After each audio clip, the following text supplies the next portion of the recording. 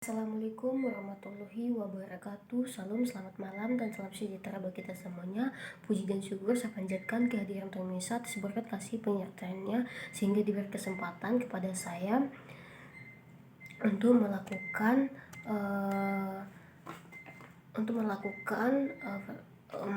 video tentang ujian UAS, yaitu tentang open source. Dan ini adalah kartu ujian saya. Perkenalkan, nama saya Erswan Stompul dengan NIM 2023020008. Prodi Teknik Informatika. Di dalam UAS ini saya akan membahas tentang mata kuliah teknologi open source.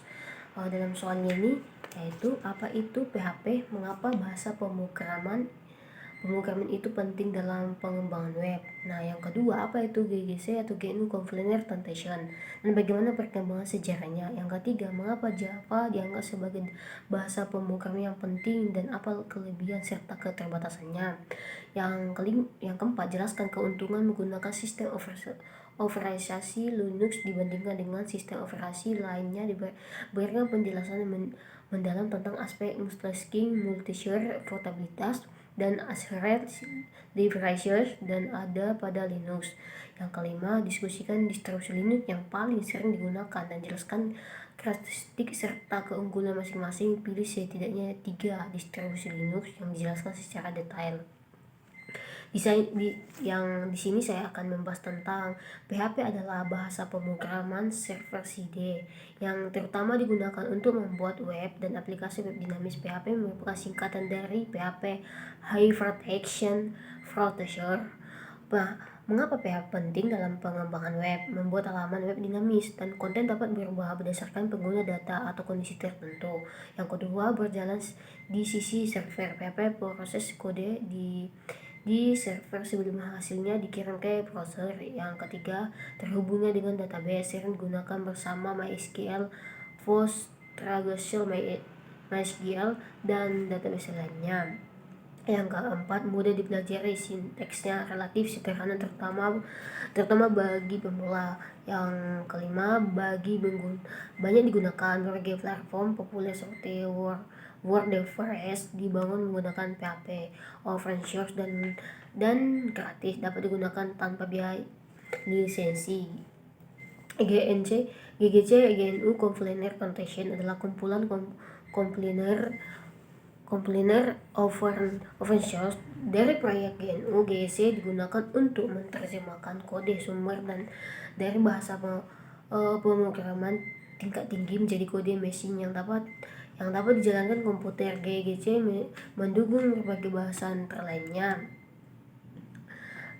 seperti Fortran, Basic, C atau ada Go. Ada beberapa bahasa lainnya melalui komponen atau pengembangan tambahan. Yang awal mula GNU seperti Convener Translation di tahun 1987 awalnya dikembangkan oleh Richard Stallman sebagai bagian dari proyek GNU. Versi pertama dirilis pada tahun 1987 dan bernama Convener Translation karena pada awalnya hanya berfungsi sebagai kompiler bahasa C. Tujuan utamanya adalah menyediakan kompiler bebas yang dapat digunakan dan dikodonifikasi oleh siapa saja. Perkembangan menjadi GNU Convener Translation seiringnya waktu GGC mulai mendukung banyak bahasa pemrograman karena tidak lagi hanya digunakan untuk C. Namanya kemudian dipahami sebagai GNU Convener Translation. Dukungan terbagai arsitektur. GGC berkembang menjadi kompiler yang dapat digunakan pada berbagai arsitektur prosesor dan sistem operasi. Hal ini membuatnya sangat penting dan membangun sistem operasi Linux. Perangkat lunak open source, sistem tertanam embedded sistem komputer desktop dan server. Berbagai arsitektur seperti x86, ARM, dan lainnya. Perkembangan modernnya GGC terus diperbarui dengan peningkatan otomatisasi kode, dukungan bahasa pemrograman baru, dukungan arsitektur prosesor modern, fitur debugging dan analisis kode. Standar bahasa terbaru seperti C++, modern Java dianggap sebagai bahasa pemrograman penting karena portable, stabil, aman, dan memiliki ekosistem yang sangat luas. Java dikembangkan oleh Sun Microsystems dan dikenal pada tahun 1995. Salah satunya prinsip terkenalnya adalah write it or run unworry forward, yang berarti pemrograman dapat berjalan di berbagai sistem operasi selama tersedia Java Virtual Machine (JVM). Mengapa Java itu penting? Java memang penting dapat digunakan untuk aplikasi perusahaan dan sistem background perkembangan aplikasi Android, terutama secara in-store dan masih digunakan aplikasi desktop, sistem keuangan dan perbankan, perangkat lunak berskala besar, sistem cloud, dan server.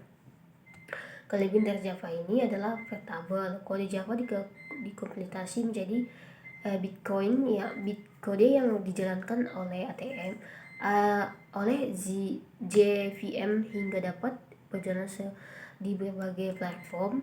Berorientasi objek Java mendukung konsep seperti class object interpretation dan platformism sehingga cocok untuk mengembangkan aplikasi besar. Ekosistem dan komunitas besar tersedia banyak network, link rate, close, dokumentasi, serta komunitas pengembang. Keamanan relatif baik. Java memiliki berbagai mekanisme keamanan dan pengelolaan memori yang membantu mengurangi kesalahan pemrograman tertentu. Manajemen memori otomatis. Java menggunakan Graphic Container untuk mengelola objek yang sudah tidak digunakan, stabil dan cocok untuk aplikasi besar. Java dapat digunakan pada sistem perusahaan yang membutuhkan kekendalaan dan skalabilitas. Apa keterbatasan dari Java? Yang pertama, menggunakan memori relatif besar. JVM dan berbagai kontainer dan dapat membutuhkan sumber daya lebih banyak dibandingkan bahasa seperti C atau C++. Platform dapat lebih rendah dibandingkan bahasa Antivirus. Meskipun JVM motor sangat cepat, Java umumnya masih memiliki overhead dibandingkan kode yang dikompilasikan langsung ke kode mesin. Sinteks relatif panjang untuk tugas sederhana. Kode Java terkadang lebih verbose dibandingkan seperti bahasa Python atau JavaScript. Membutuhkan JCM. Pemrograman Java memerlukan lingkungan environment sesuai dengan agar dapat dijalankan. Kurva belajar untuk ekosistemnya cukup besar. Selain mempelajari bahasa Java, pengembangan mungkin perlu memahami berbagai network dan tools seperti JetSpring, Markdown, atau Radler. Linux memiliki banyak kelebihan dibandingkan sistem operasi lainnya. Linux dikenal karena gratis, open source, aman, stabil, dan dapat digunakan berbagai perangkat. Yang pertama, multitasking. Ini berarti Linux dapat menjalankan banyak pemrograman dalam waktu yang sama. Contohnya, kita dapat membawa browser, mendengarkan musik, mengetik dokumen, menjalankan pemrograman semua secara bersamaan. Yang kedua, multi-share berarti beberapa pengguna dapat menggunakan satu komputer dan server. Setiap menggunakan memiliki akun sendiri, file pribadi, password, hak akses tertentu.